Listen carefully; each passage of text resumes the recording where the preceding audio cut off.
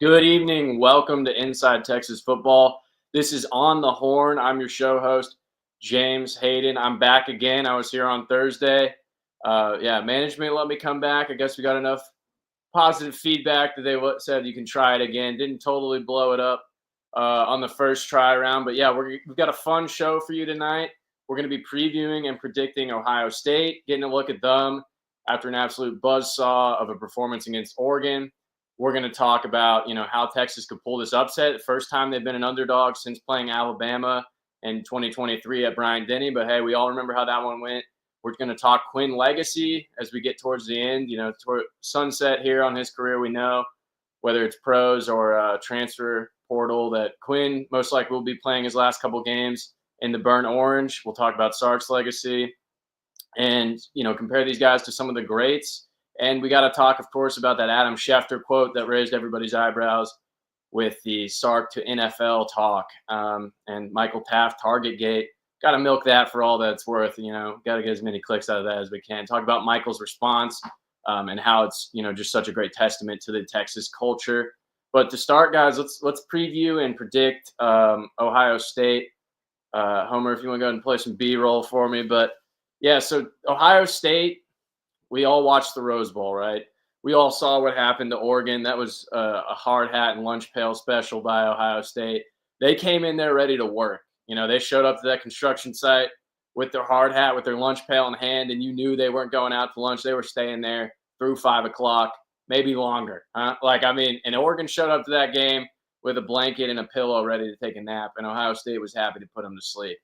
But we've got to hope that Texas is ready to play physical, and I think that's why it better favors Texas going into a game like this, is that they can play dirty, they can get in the mud. Oregon's a little soft, that West Coast team. They're a little more high flying, a little bit, soft on the back end of the secondary.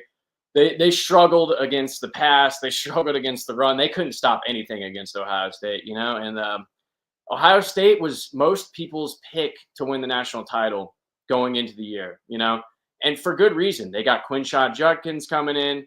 They had Travion Henderson staying. They had Will Howard. As much as Texas fans like the dog on him, he's put up impressive numbers at Ohio State this year. He's at 3,500 yards. He's got 32 TDs. Kid can crush it when he's got talent around him, right? And we know he brought Texas down to the wire in 2023. This Ohio State team is starting to play like the team everybody projected them to be, right? They have the dudes. They have athletes like none other. Look no farther than Jeremiah Smith. That guy looks like Megatron. He looks like Calvin Johnson himself. That receiver room is always loaded. Ibuka too can get you. But the thing is, it's really only been Ibuka and Jeremiah Smith thus far. Not thus far, but in recent weeks, right?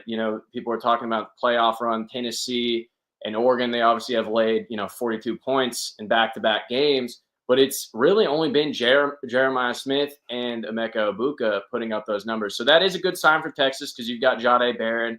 You've got a great back end with Makuba and Michael Taaffe.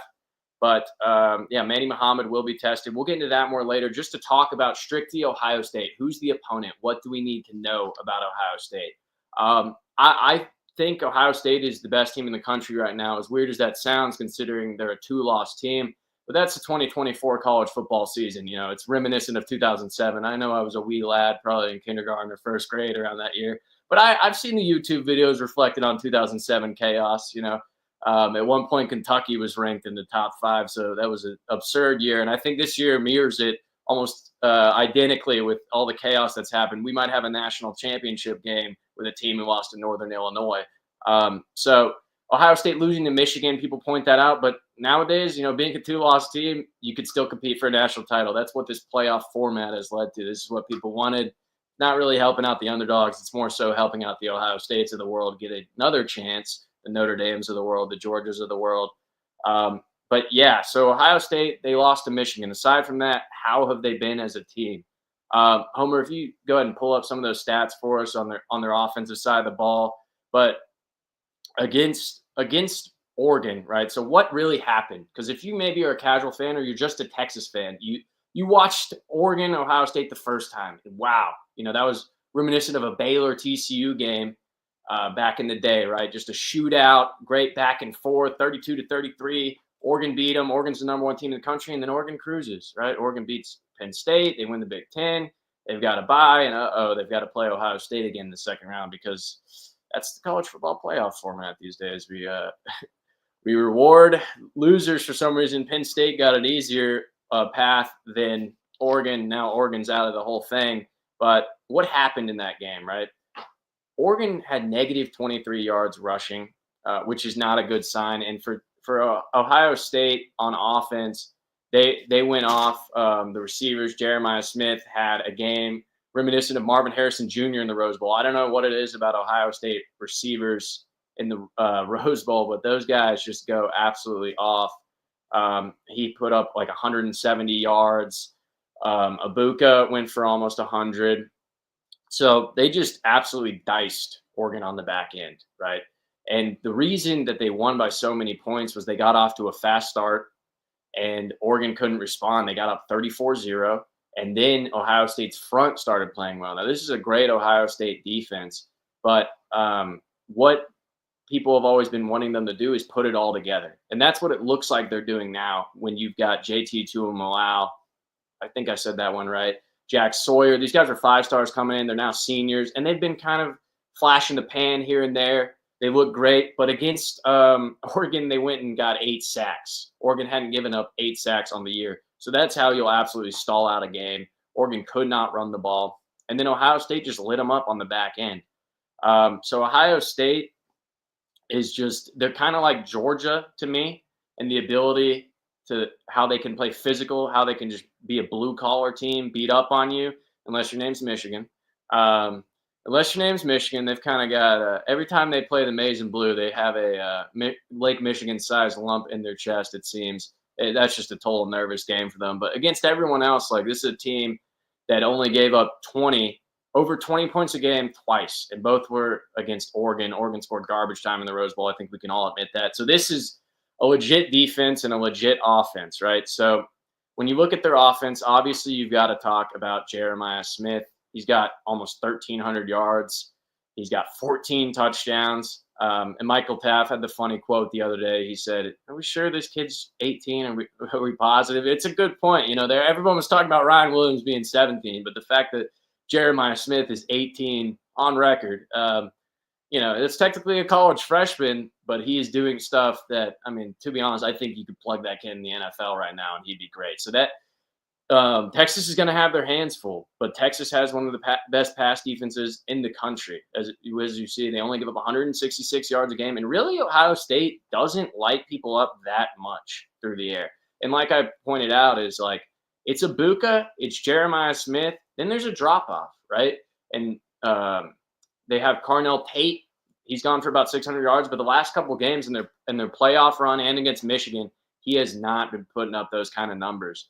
And then they have G. Scott, who's a solid threat at the tight end, but he's not really what you need to worry about. This Ohio State offense has been kind of, in flux. At points, they look like what everyone thought they would be with bringing in Quinshaw Judkins to pair with Travion Henderson. They light it up against Oregon. You know, they light it up against Tennessee. But then they have games like against Nebraska where, frankly, they should have lost to Dylan Raiola at home and the Fighting Matt Rules, the 17-21 game. So it really just depends on Ohio State. What kind of Ohio State are we going to get? If Texas can just control the time of possession, don't let Travion and Quinshawn run up the gut on you. We're going to need guys like Alfred Collins, Vernon Broughton. If it's a good day for Texas, you're going to be hearing Vernon Broughton's name called a lot. Alfred Collins, these guys need to make Will Howard uncomfortable. You know, how did Michigan win, for example? They made him uncomfortable, right? So that's just something to think about is how are you going to stop this Ohio State offense from putting a Tennessee performance on you? Because they're very capable. They're now the favorite to win the national championship. You know, Texas, Ohio State in the Cotton Bowl. If you had put that line up 3 weeks ago, Texas would have been favored by, 1.5 points after Ohio State loses to Michigan. But now Ohio State is up to a 6.5 point or 6 point favorite. And, for good reason. If we're being honest, for good reason with how they've played and how Texas has kind of escaped by. Um, Now, looking at we've talked about Ohio State's offense, Jeremiah Smith, Ibuka, make Will Howard uncomfortable. This defense just kind of has to do their job. And ideally, if they're not on the field for 100 plus plays like against Arizona State, they can. They will give this offense opportunities. Homer, if you could go ahead and bring up the offensive stats for Texas versus the Ohio State defense, that'd be great. So, Texas's offense, it's been much topic of discussion. When you're a 6-point underdog, first time, like I said, first time since playing against Alabama and Bryant Denny in 2023, you kind of look at how can Texas win. So I wrote on my notes here, O-line be better. I just was that blunt. O-line be better. Texas had 53 yards on the ground against Arizona State. If we're not going to sit here and pretend that Ohio State doesn't have a better front than Arizona State, as much as I love the Big 12, America's conference, but Ohio State's got the dudes. They've got big boys like JTT, Cody Simon at linebacker, Jack Sawyer. I mean, those guys put up numbers. They feasted against a great Oregon line that was also a Joe Moore Award winner. Cam Williams is expected to be good. Majors is back after getting banged up. Calvin Banks is back. But allowing 3 sacks against a smaller ASU front wasn't great. We're going to need to give Quinn time and then obviously run the ball. As much as people like to fault Quinn on things, when you don't have a running game, it is really hard to have a dynamic offensive attack. And I think that's why you see the offense stall out in the second and third quarter at times. Let's not get cute. When Sark has players as good as Ohio State's, just run it up their throat.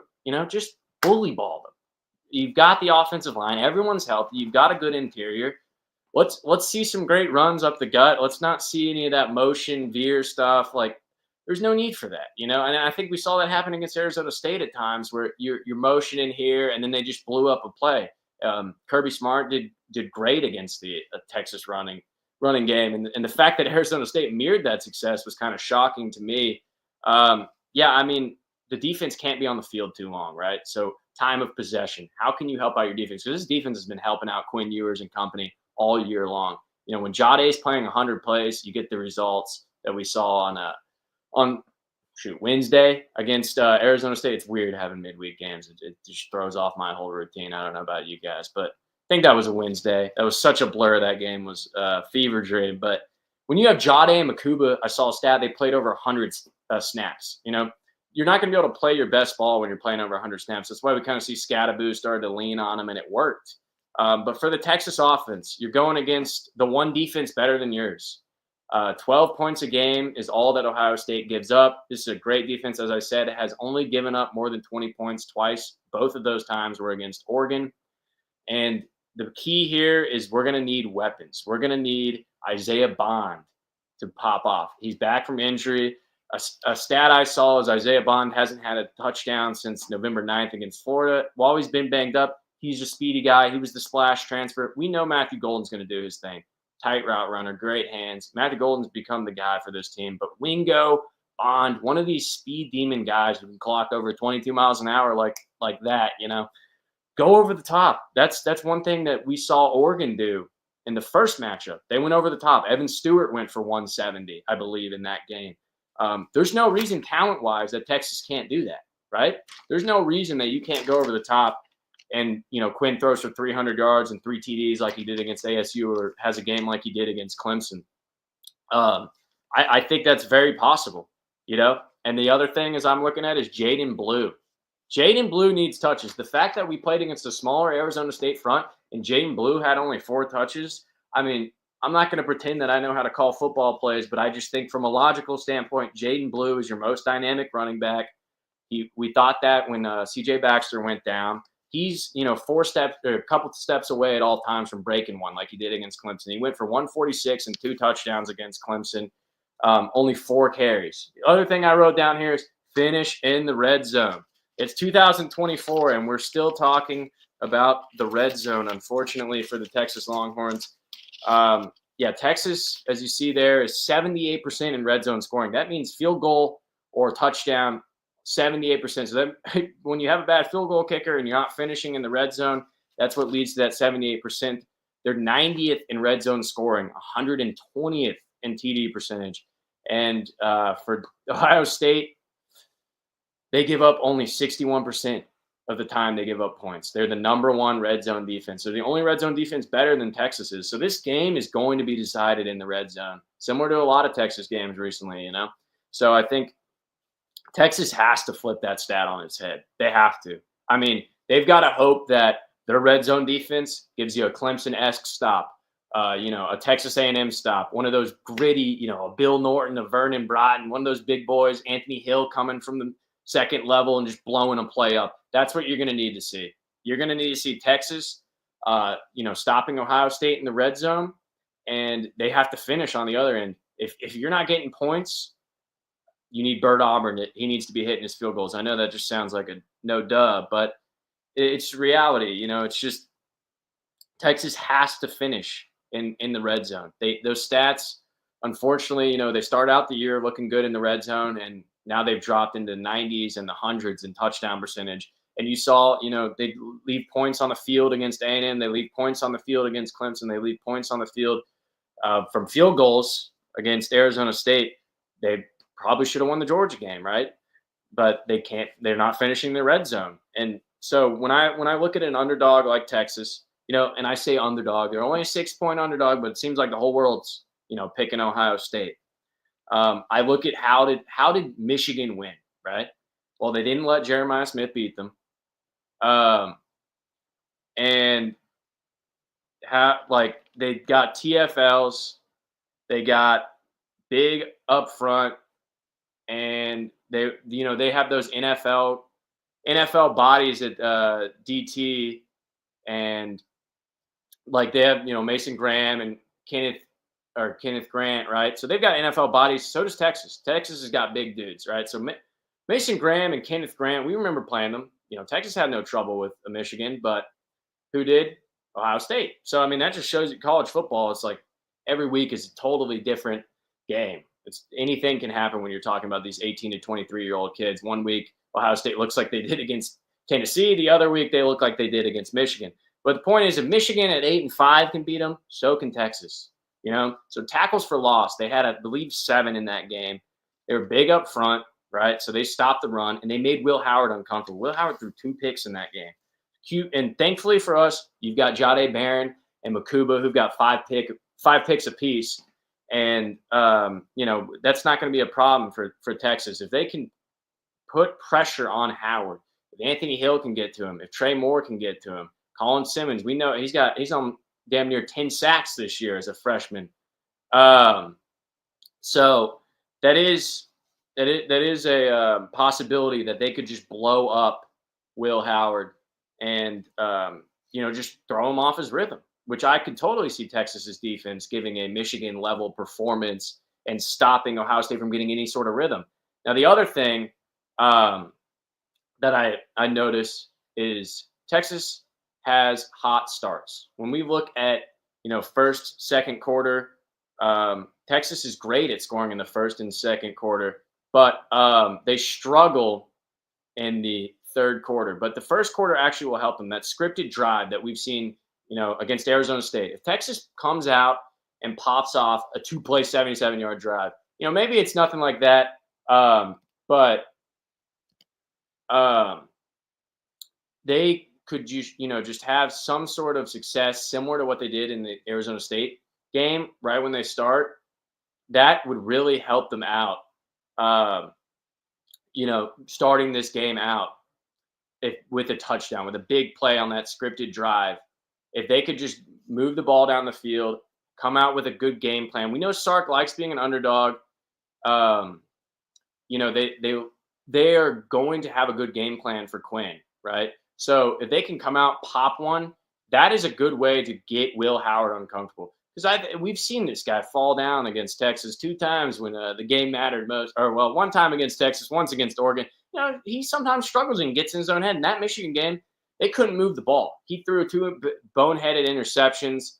And, so it was just a mental thing for them, I think, at that point. He was getting sacked. He was struggling. So if they can get QB pressures, make Will Howard nervous, do what Michigan did to them. I know that sounds simple on paper. You think that would be transient. Oh, Michigan did. They're 8-5. We beat Michigan by 30. We can do that. You think, but it's every game is a different game. So I think Texas has to look at what Oregon did the first time and look at what Michigan did later in the season and think, all right, we got to do a mix of both. We got to punch them in the mouth up front.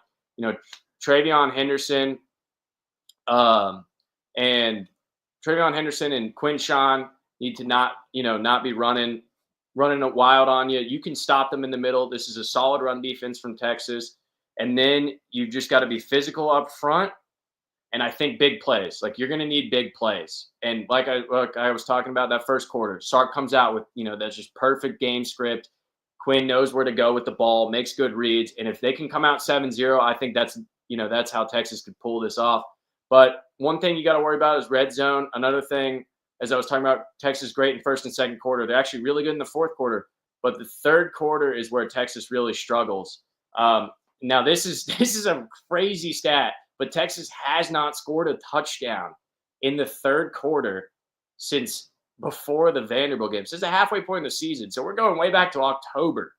Now, I don't know if this is halftime game planning, but they have not scored a third quarter touchdown since the Georgia game. Sark came out in the second half there, and they were firing. They scored 2 touchdowns. If you remember, they came back from 23-0, cut it 15-23. They look good, but aside from that, I mean, this Texas team comes out of half looking sluggish. And then what seems to happen in a lot of these games is then like, oh shoot, we got to put them away, or we got to put in a valiant effort to try and win. Like in the Georgia game, they put up 10 in the fourth quarter, but it's really this is an early.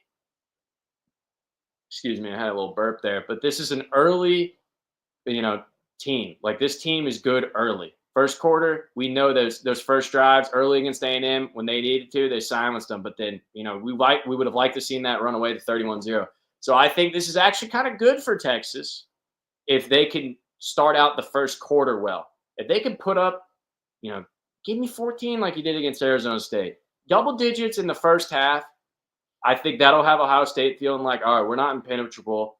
This can, go Texas's way. And they start to worry a little bit, but then going into the third quarter, like you've got to have a better second half game plan.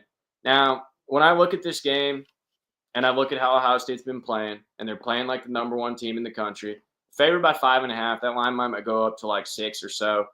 This Texas, again, first time they've been an underdog since 2023 against Alabama. We know how that one ended, but Ohio State is just looking like a runaway train right now, just sort of an immovable object. And Texas has been playing sloppy, guys. I mean, Texas, the thing is if you think like, oh, this is a regress to the mean game, but these teams are about the same when you regress them to the mean. Their statistical averages I showed you, Ohio State's, they're the same or better at defense, same or better they're slightly better on both offense and defense.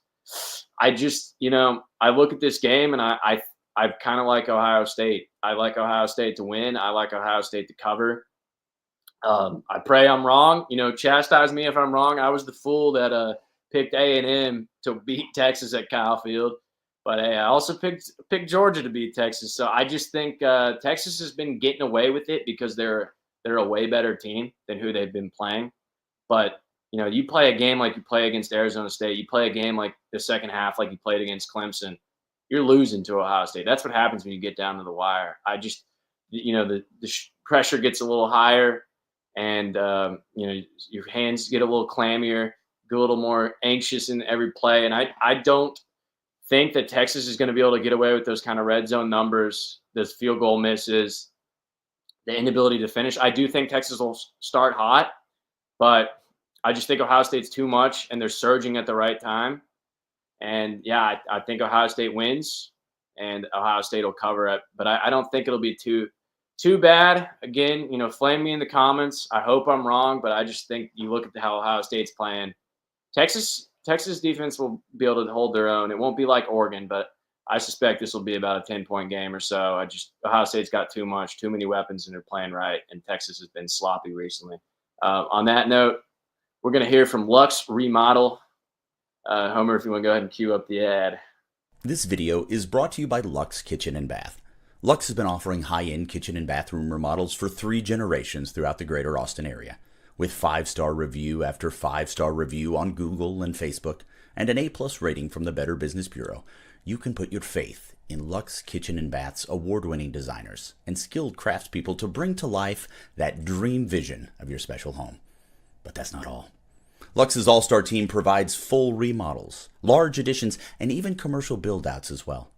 So call Luxe Kitchen and Bath at 833-358-LUXE today. Or visit luxekitchenbath.com to discover where quality meets luxury and begin the process of transforming your home. Get a free quote today by calling 833-358-LUXE. That's LUXE.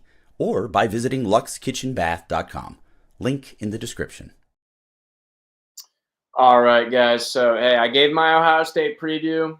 The show is called On the Horn, so we're going to bring in some of you guys can tell me why I'm wrong or why I'm right. So first we got Johnny coming in. Let's go ahead. Johnny, thanks for joining. Yo. What is your take on the Ohio State-Texas game?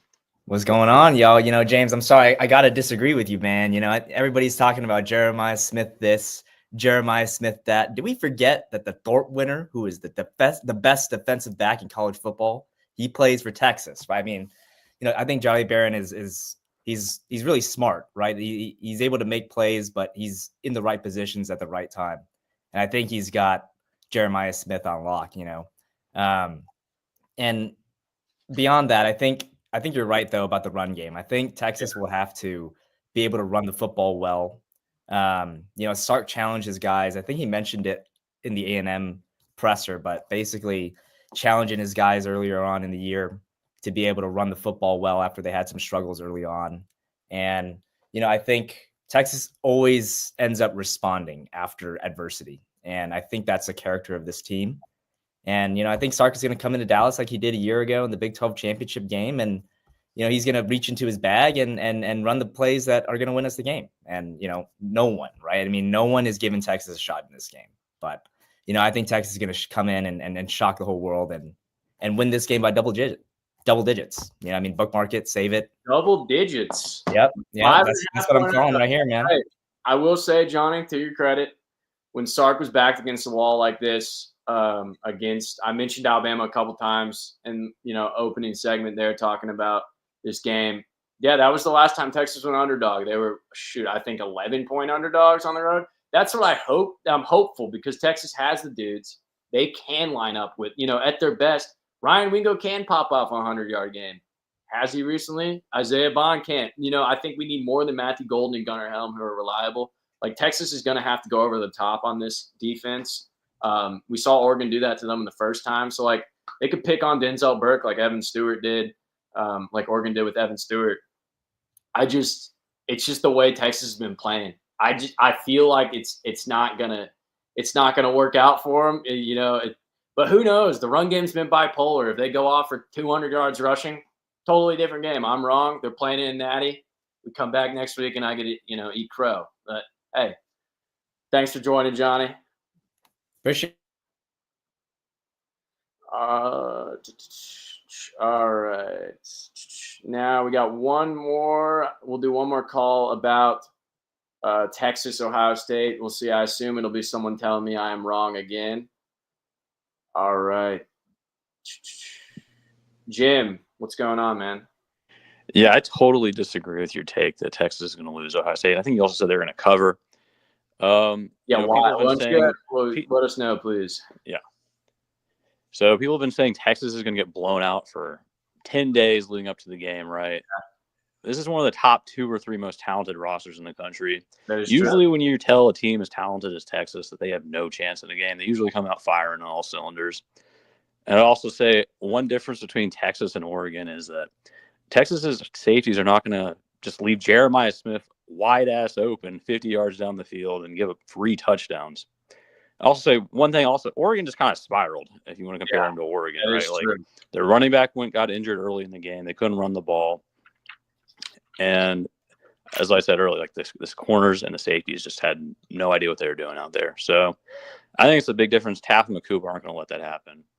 And yeah, that is. I think the big X factor is going to be, like you said. I think you said as well, like Ryan Wingo and or Isaiah Bond. They got to step up because you got to have one other guy ball out. You can't just be completely relying on Matthew Golden. So, I think Texas in Jerry they're going to pull it out. Yeah. You make some good points. I'm going to hold my ground, though, because I have to.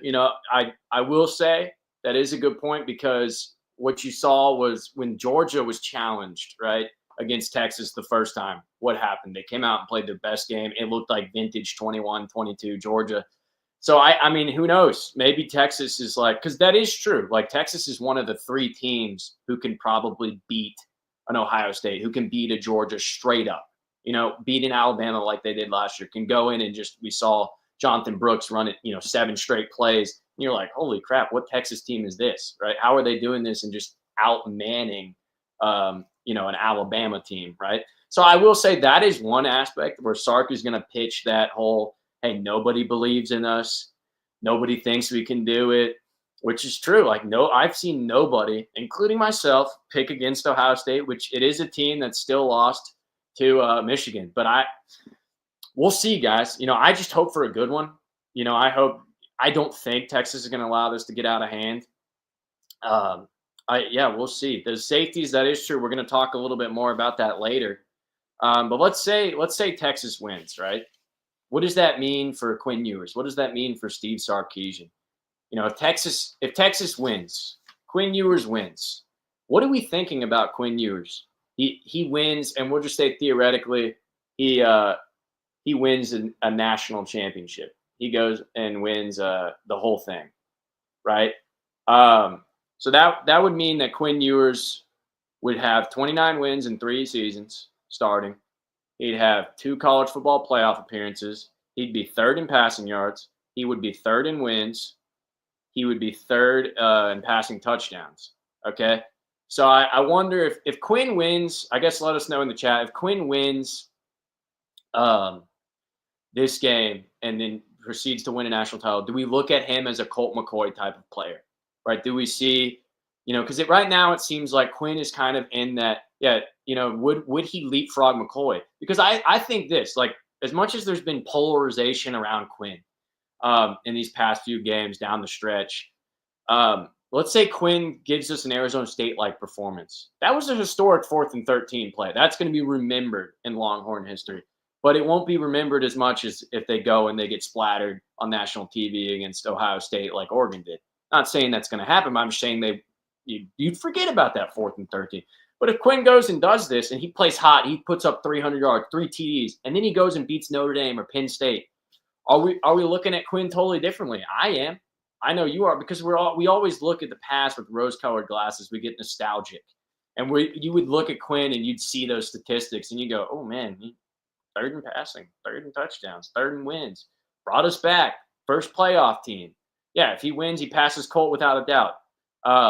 I think that's a good point. Like, people are going to look at Colt and say, "Oh well, he never won it. He was right there a couple of years." Quinn's now on teams as good as those 08-09 teams. So if Quinn wins, do we say top 2 quarterback? Probably not Vince. That Vince is, you're not going to beat that performance anytime soon. But the thing is, what if he loses though? If he loses, all the stuff I just said is true. He's still top 4 in wins. He's 3rd in passing yards. He's 3rd in touchdowns. But then I think you kind of look at him as more that Sam Ehlinger level, right? And no slight to Sam Ehlinger, a fellow Westlake Shapp, great player, just wrong era, unfortunately, for his sake. Wasn't quite on those teams. But we look at Sam Ehlinger, we think, what could have been? You look, he was right there with beat Georgia in the Sugar Bowl, that Texas is back moment. You think, oh, Sam's going to be the next Colt, right? Sam is going to be the next Colt, you thought. And then, unfortunately, injuries and just the players around and coaching staff, just wrong time, wrong place, wrong time for Sam. But I think that's kind of the differences in Quinn. So I think this is huge in terms of legacy for Quinn Ewers. He wins this game, he's more Colt McCoy. He loses this game, it's like, well, I probably think Sam Ehlinger is better than him. That's something to think about. And then, next, obviously, you got to talk Coach Sark, right? Coach Sark wins. Right now he's 38-16 at UT. He's got a 70% win percentage. So let's say theoretically he wins the next 2. He's 40 wins in 4 years. He's the only guy since Mac to win back-to-back 12-game seasons. Well, 10 wins, but 12 games. He got us 13 wins this year now. granted in 15 games, but that's college football now, NFL schedule. But yeah, he'd be the first. He's the first guy since Mac to get 13 wins. So if Sark wins, let's say Sark goes and wins the championship. Sark wins 2 in a row. They win the first Natty since in 19 years. Confetti's coming down. I think if he wins it, he's immediately Mac Brown. You're immediately thinking, oh yeah, this guy, he's up to Mac Brown, and you're thinking he could go for Darrell Royal. I think Texas could have the potential to become dynasty. I say that loosely. Potential dynasty, sort of a Clemson, Georgia type dynasty. You see him win one, you go, oh, there's no reason he can't win it next year with Arch or the year after with Arch. But I think they would have the potential to become a dynasty. Number 1 class coming in for the first time since 2008. Now, I'm just burping all over the place tonight, but yeah, a lot of firsts since. With Sark, it's been a lot of firsts since 2008, 2009. A lot of that. Number 1 class, number 1 ranking. He's already number 7 in wins. He'll crack the top 5 in wins after next season for sure. I think he's like 5 short. So the question is like, if Sark wins this game, you guys can let us know in the chat. Do you see him as a sort of Mac Brown figure, and do you think he could have the potential? Now this is total crazy, but if he has the potential to become a Darrell Royal figure, right? And then on the contrary, what if he loses this game? No more. Lost to Ohio State. Quinn's probably gone. You're on to the Arch Manning era. But what does that mean? And Sark's still fresh. It's year 4. We expect him to win a national title at some point. Nobody's necessarily saying it's supposed to happen right now. But you have all the resources here. You've got all the dudes, the investment. I think if he loses, there's some of that questions like, hey, can he win the big one? Because all these coaches left, all 4 of them have not won a national title before. So people are talking about who's going to be the first to do it. Marcus Freeman, Ryan Day, James Franklin. What is the talk around James Franklin and Ryan Day? Well, they can't win the big one. Are people going to start saying that about Sark? Hey, he's 0-4 against Kirby and DeBoer. Kirby out-schemed him. DeBoer out-schemed him. People might say some stuff like that. And all he did was beat teams he was supposed to beat.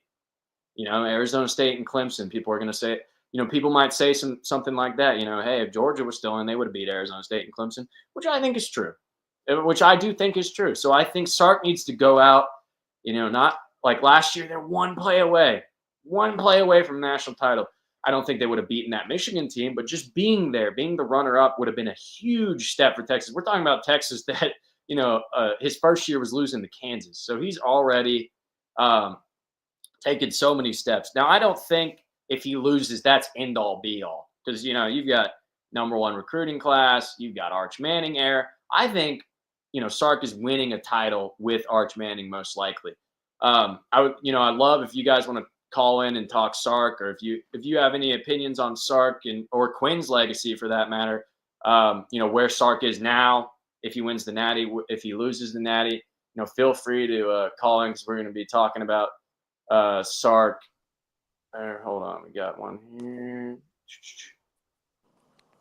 Yo, Gerald. Is this thing on? Can you hear me? Yeah. Can you hear me? You got something about Sark? Yeah. So, what I would have to say, not going to be a popular opinion here, but I think the biggest reason for Sark's success doesn't necessarily come from Sark himself. I think this is the first time since about 2009 that Texas, as a program, has stopped getting in their own way. What do you mean by that? There's not boosters calling Tom Herman and Charlie Strong, telling him everything they want done. You finally got a guy that they'll listen to, and you can go look at a bunch of different coaches around the country that this is starting to happen. And the common denominators are all Saban disciples. Yeah. You got Lanning at Oregon. Signetti's doing great at Indiana. I mean, you can have a pull of these guys. Once the program starts getting behind these dudes with a plan, like Kirby wasn't going to go to Georgia unless he told them, you're going to listen to me, you're going to listen to the template and the layout, because it's worked for 12 years at Alabama. Texas finally got out of their own way, let him have the reins, stopped listening to all the boosters and lobbyists, people like that. But in my opinion, I think you could take maybe 3 to 5 coaches that were on Saban's staff, and you would have just about the same success as Texas. Well, to that, I would say, would you not say the same thing if you put Sark at Georgia, put Sark at Oregon? You get what I'm saying? Put Sark at Texas has by far, bar none, the most resources in all of college football. Oregon's got Phil Knight. You know, is Oregon not? Oregon doesn't have oil money. That guy dies, they're done. Once he's dead, they're done. Yeah, maybe, but I'm just saying landing success not totally tenable to NIL. I think that's just the same with everyone, and it goes back to the same in general. Like if you talk to your grandpa about football in the 60s, Georgia doesn't spend near as much money as Texas. Yeah, but I'm saying it even before NIL. Michigan doesn't spend near as much money as Texas. Okay, well, Michigan is a bad example because they just bought a quarterback for $15 million. It's the first time they've done it. Exactly, but now they're starting to invest. They're getting a top 5 class with Sharon Moore. I'm just saying, is it not still the same with NIL that, 20, 30 years ago, you're saying, well, Oklahoma has better resources than Baylor. Texas has better resources than Kentucky, Something like Georgia has better resources than Mississippi State. It just, you know what I mean? I think it's not necessarily a total difference. And if you put Sark at one of those teams, he's going to be – he would be just as good. That's my point. You might say, yeah, there's 3 to 5. I mean, we've seen him at a program with lesser resources, and he's never cracked a 10-win season. Well, I mean, Washington, he came in I believe they were 0-12. Washington was in bad when he had Jake Locker way back in the day. And then he went to USC and, because of personal reasons, didn't get to see that one out, but he started out 9-4. I believe that Sark could have had the same success at a USC. He took Washington from a 1-11 to, I think, 8-5, and then at one point 9-4. So he did well at Washington. He earned himself the USC job off of that, I believe. Yeah, I mean, I'm not saying he's not a good coach. I'm just saying I feel like everyone has this inflated view of like Sark being a mad scientist on the offensive scheme. And I really think you could kind of plug and play multiple different coaches at the University of Texas, and you'd be seeing about the same success. It'd look different maybe, but yeah. I mean, I think, he's a good coach. In my opinion, I kind of was on that train that it was Quinn, the stallouts, or Quinn. That's what was going on. As of recent, I'm not totally sure. With most things, it's probably a little bit of both. I think the third quarter stall outs is probably, and then also the running game, right? So I mean, it's just Sark might have a play that, like, that's a lot of things we don't see as fans. Is he might have a play that drawn up perfectly, it worked in practice, and then a guy misses a block against a Michael Williams or something. He tries to chip Gunnar Helm against Georgia in the SEC championship game. It doesn't work. It also is a lot of that's based on execution. But I think it's a mixture of both, probably a little bit. Sometimes I think Sark does get in his own way, like I was talking about against Arizona State. There's no reason to believe they couldn't just inside zone, halfback gut, small. Yeah, it's like that. That mainly is my deal. Is what's the deal with double reverse to run a counter run play? Yeah, I mean, got one of the best O-lines in the country. Line it up, run it. Let's hope they do it against Ohio State. Well, I appreciate the time, brother. Yes, sir. Thank you, Gerald. And on the note of Sark, so Sark, there, of course, was the Adam Schefter quote. People have been talking about it this week.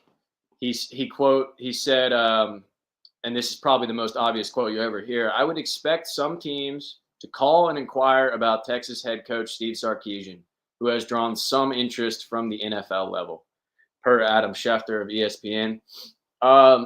Yeah, I think that's kind of a no-duh. Harbaugh was obviously drawing interest every offseason. I think even Dan Lanning's drawing some interest. People are going to call Sark. To our last caller's point, he may not like the motion stuff and the double reverse, and that he runs a pro-style offense. People love Sark's offense. It works in the NFL. And we know how Sark feels about NFL guys. He's always talking about Andy Reid. Everybody saw that double reverse play against Florida that went kind of viral. Now the thing is he's been in the NFL before, right? Now I don't think this is cause for alarm. First, I should start by saying that I don't think this means Sark's going to the NFL this offseason. No chance. No chance. Sark's not going anywhere. But I do think this is a potential future thing to worry about with Sark, is that he may end up going pro at some point. We know he has an affinity for the NFL. He was the Falcons offensive coordinator. That didn't work out for him. Just kind of a bad situation. Team wasn't great. But he loves Sean McVay. He loves Andy Reid. He's always praising those guys. He talks about how it's an NFL offense. Gunnar Helm told us on an interview with Inside Texas, he said, like the first thing they were told, Juan Davis, him, some of the other tight ends, JT Sanders, was, hey, you play here, you're going to play on Sundays. This is an NFL system perfect for tight ends. We see he loves those 2 tight end sets. He loves his motion, movements to create open plays. And sometimes that stuff works better at the NFL level than with college kids, because they're more likely to miss an assignment or a play get blown up. He runs that pro style offense, and I think it's the ultimate dream of his to be like a Harbaugh or to be like a Pete Carroll. But the crucial thing there is those guys won their titles first, right? Carroll won 2 titles, and Harbaugh obviously won that one last year. I think for sure he's at least here until Arch Manning's tenure is over, which we believe will be. Manning could play 3 years, but we know the Manning family is big on the 25-game rule, that every great quarterback in the pros plays at least 25 games. So that is something to consider, that Manning will at least be there for 2 years, and that you're coming off that number 1 recruiting class. That second year might be their best chance to make a title run. That team will be loaded. Next year they'll be loaded too, but that team will be loaded. That'll be 2026. That's what I would think is Sark will give us his best. Sark will win a title. I don't think he's leaving in the next couple years. You might see him in 3 years if the right opportunity shows up. But the thing is the guy gets paid $10 million a year, which is crazy. Probably with incentives too. I haven't looked at the contract myself, but he would be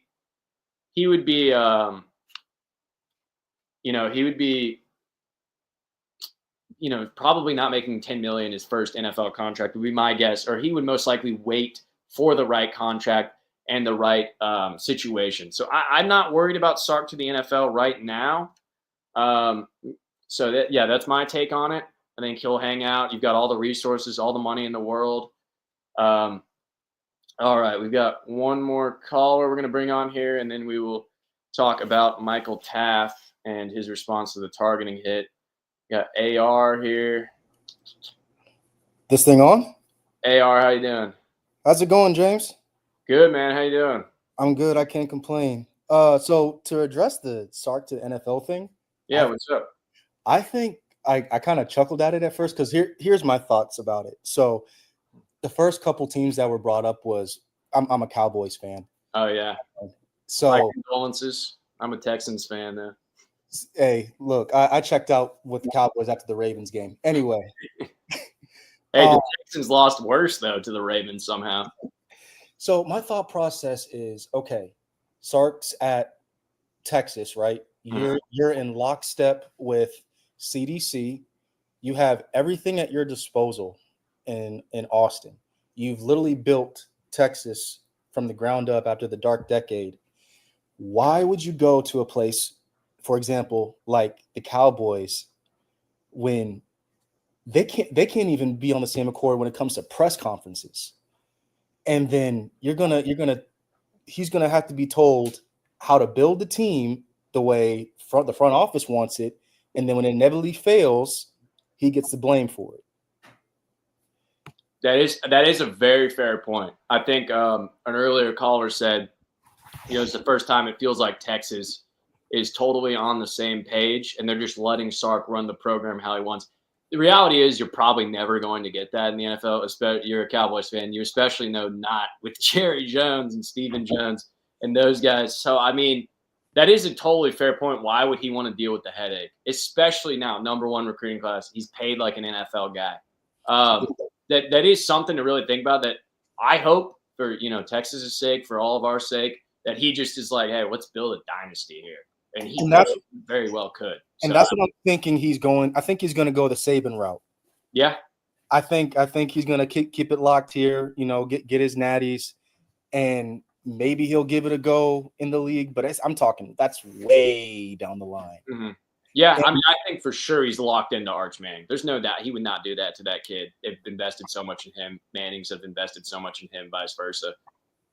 And the next thing when it comes to Sark was in terms of the way he coaches the team. I think I'm in the train of thought where I'm very thankful that Sark came to Texas and he's built this program from the ground up. Like I'm thinking of games. So prime example, Vandy, Arkansas this year.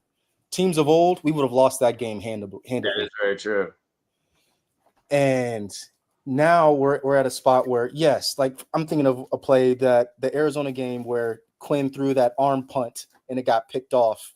Oh yeah, to Bond. Yeah, and I wouldn't even have put Quinn in that space to even throw that ball. There's some talked about that. The 2nd and 4. Why are we throwing a bomb when you're trying to run the clock out? Right. Yeah, that is one that I think sometimes, and with coaches, and you see it with Lane Kiffin. He calls his own plays. That sometimes these guys almost get in their own way. They're too close to it, where they overthink it. They think we've got to do something creative.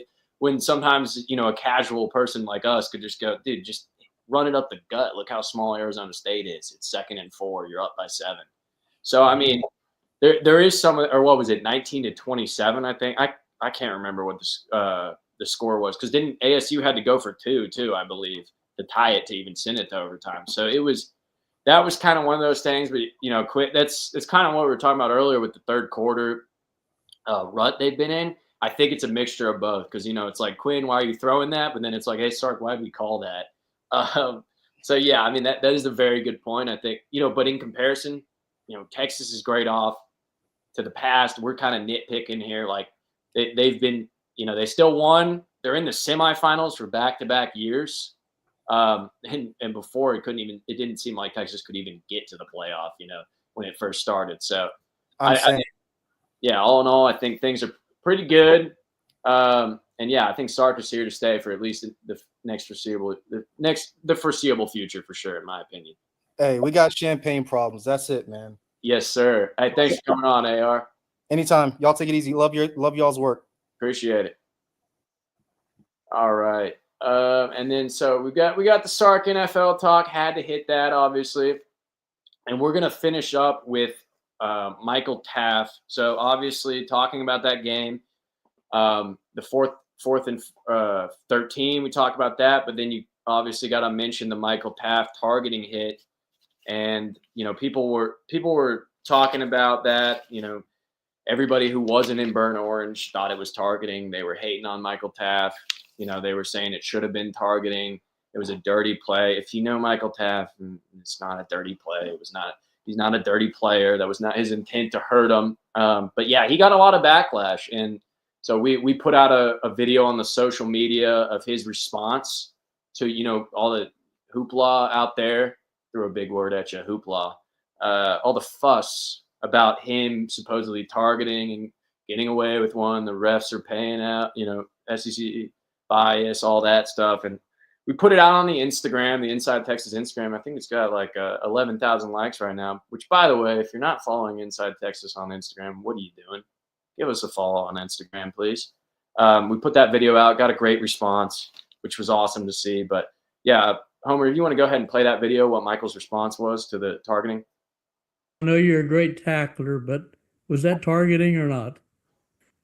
Yeah, to discuss that hit, I think first, thank God that I don't have to have my foundation and the opinion of others, the approval of man, or the game of football, because the things that they're thrown my way after that game on text, people that are finding my phone number on social media, I don't think anyone should ever have to go through. So thank God that I don't put my trust in what others say about me.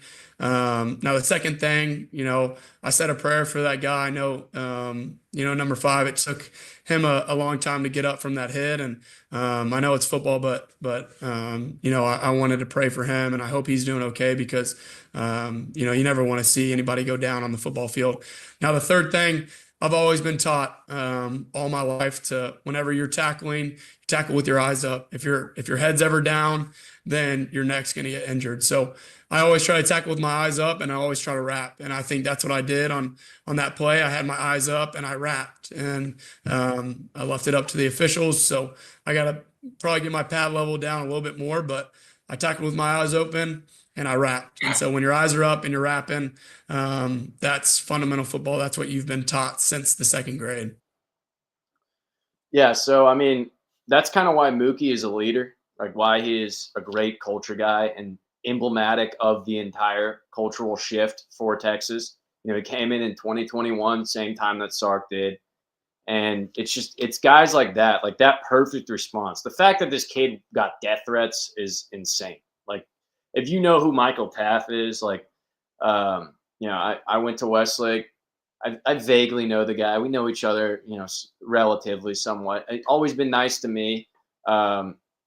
He's a great kid, and he's a very religious man, a strong conviction. You heard him say he was praying for 5. I don't think he has any bad intention. So the fact that he got death threats is really, really nuts. But that was still, his response was positive. I think sometimes people forget. We get into the lore of this whole thing. We watch, the traditions, and these guys look like gladiators. That inside that helmet is like a 21-year-old, a 22-year-old. Like they're kids. And you probably think I'm young. Most of them are younger than me still. So. Yeah, I mean, it's just that's such a great response. Like, these guys are so poised. They carry themselves like great adults. I don't want to fall into total UT glazing here, but it's reality. Like, imagine that under Herman. Imagine that with Charlie Strong there. And that's no slight to those guys. Charlie Strong was a good man. It just, the culture wasn't there yet, right? And I think this is just more of almost a metaphor for how far Texas has come.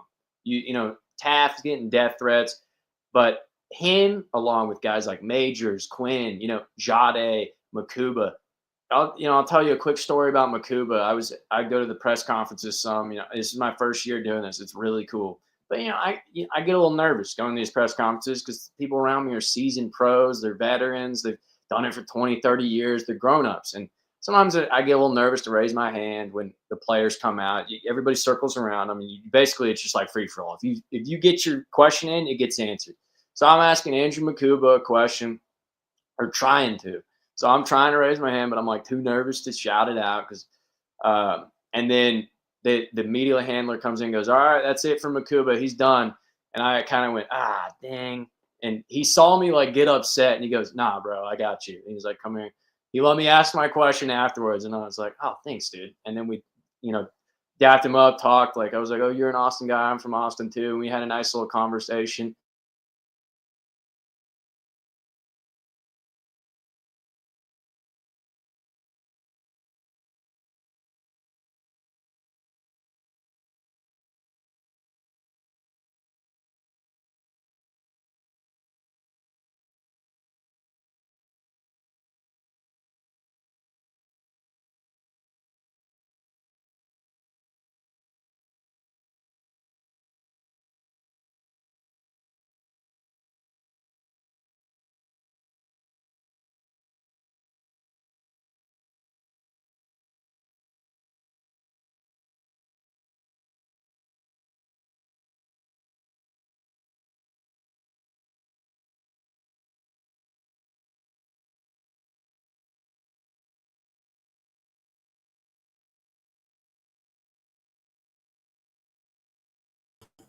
What's up, guys?